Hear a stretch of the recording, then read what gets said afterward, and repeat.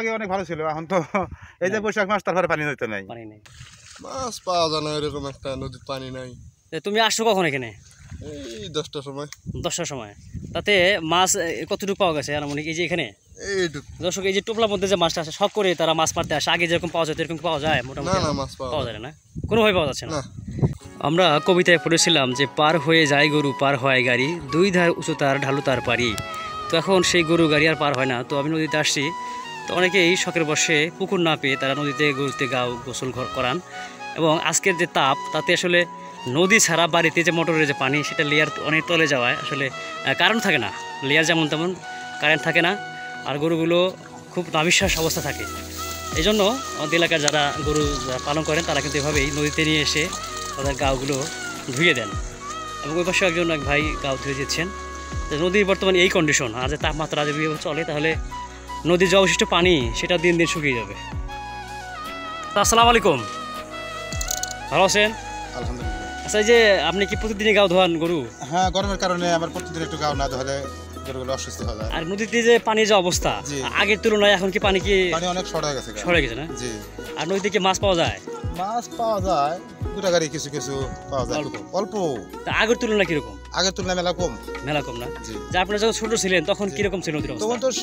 তখন তো সেরকম ভালো ছিল, এখন তো সেই উদ্ভিদ নাই আর। আপনার যে বয়স আনুমানিক 50 হবে, এরকম 50 পার হবে। তাহলে এই 50 বছরের অভিজ্ঞতায় নদীর বর্তমান আর আগের অবস্থান সম্পর্কে আপনি বলেন যদি একটু। আগের তুলনায় তো এখন মেলা নিম্নি হয়ে গেছে গা, নদীটা অনেক নিম্নি হয়ে গেছে গা আগের তুলনায়। যেদিন যাইতেছে একটা তুলনায় মেলা কমে আসতেছে। আগে কেমন মাছ পাওয়া যেত? আগে ভালো মাছ পাইতো। হ্যাঁ, আগে মোটামুটি ভালো মাছ পাওয়া যেত, কিন্তু এখন পাওয়া যায় না। যদিও পাওয়া যায় গুড়াগাড়ি কিছু কিছু পাওয়া যায়, সময় লাগে মেলা। জি। আর এই যে নদীর যে পানির প্রবাহ আগে তো অনেক ভালো ছিল। হ্যাঁ, আগে অনেক ভালো ছিল, এখন তো এই যে বৈশাখ মাস তারপরে পানি হইতে নাই, পানি চলে গেছে নিচে। দর্শক, এই চাচা বলছিলেন যে আসলে আগের যে পরিবেশ ছিল নদীর অনেকটাই ভালো ছিল এবং মাছও পাওয়া যেত, পানির প্রবাহ ভালো ছিল। তো সব মিলে এখন আসলে আগের মতো আর নেই। জি, আপনাকে ধন্যবাদ। দর্শক, আসলে এই হলো নদীর অবস্থা সর্বশেষ। তো আমি শখ করে বেড়াতে এসেছিলাম এবং সেটা দেখলাম যে নদীর পানি আসলে একুল উকুল মিলে এই যে এটুকু এরিয়া, এটুকুর মধ্যে পানি আছে, একটা বিলও না, ছোট্ট একটা কেদালের মতো অবস্থা হয়ে আছে। আর যে তাপমাত্রা যদি এভাবে চলমান থাকে তাহলে সামনে কি হবে সেটা আসলে বলা বাহুল্য, কমে যাবে। মাছ পাওয়া যায় না, এরকম একটা নদীর পানি নাই। তুমি আসছো কখন এখানে? 10টার সময়। 10টার সময়। তাতে মাছ কতটুকু পাওয়া গেছে আনুমানিক? এই যে এখানে দর্শক, এই যে টোপলার মধ্যে যে মাছটা আসে শখ করে তারা মাছ মারতে আসে, আগে যেরকম পাওয়া যায় এরকম পাওয়া যায়? না, মাছ পাওয়া যায় না, কোনোভাবে পাওয়া যাচ্ছে না।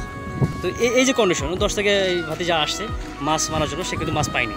যে শখে করে আসলেও আগে অনেক মানুষ মাছ পেত, কিন্তু এখন আর পাওয়া সেটা যায় না। আর এই যে পানির যে অবস্থা দেখেন, এই যে পানি একদম খারু পানি হয়ে আছে, মাছ পাওয়া যাচ্ছে না। আর ওই পাশে একজন জাল দিয়ে উনি মারার চেষ্টা করছিলেন এবং করছেনও। দিন দিন শুধু গরম বেড়ে যাচ্ছে। আমি গরম থেকে মুক্তি পাওয়ার জন্য আমাদের পার্শ্ববর্তী নদী আত্রাইতে বেড়াতে এসেছিলাম এবং এসে দেখতে পাচ্ছি যে নদীর পানির যা অবস্থা, খারো পানিও নেই।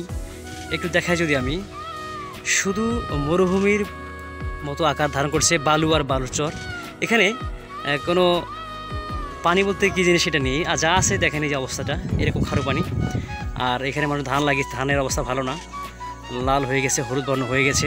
এখানে দু একজন মাছ মারছে, তাদের সাথে কথা বলতে পারলাম যে আসলে মাছ পাওয়া যায় কিনা। মাছ যেগুলো আছে সেটা আসলে না বললেই নয়, একদম মাছ যে পোনাগুলো আছে সেগুলো ছাড়া আসলে কোনো মাছ পাওয়া যায় না। আর নদীর যে অবস্থা, পানি যদি এরকম দিন দিন কমতেই থাকে তাহলে মাছের যে অবশিষ্ট অংশটুকু সেটি আর পেতে হবে না।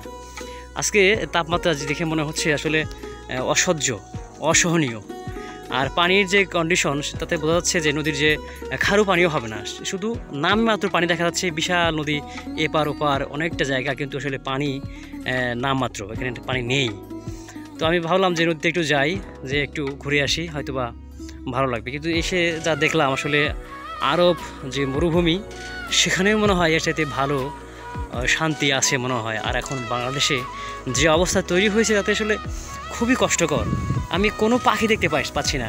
এখানে নদীতে আসলে আমি পাখি দেখতে পাই, বড় বড় পাখি, যারা অন্য দেশ থেকে আসে এই বালুচরে তারা বসে থাকে এবং খাদ্য তারা খেয়ে থাকে। কিন্তু এখানে এত মাত্রায় গরম যে এই গরমের কারণে দূর থেকে দেখা যাচ্ছে বালুগুলো মরিচিকার মতো শুধু ধুধু করছে।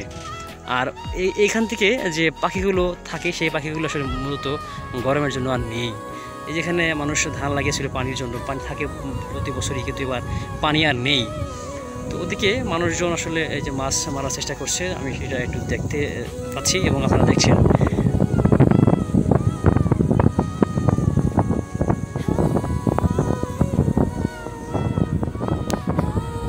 দর্শক, এই হলো অবস্থা। আমরা বিদায় নিচ্ছি আপাতত, আগামী পর্বে দেখাবো ইনশাআল্লাহ। আসসালামু আলাইকুম ওয়া রাহমাতুল্লাহ।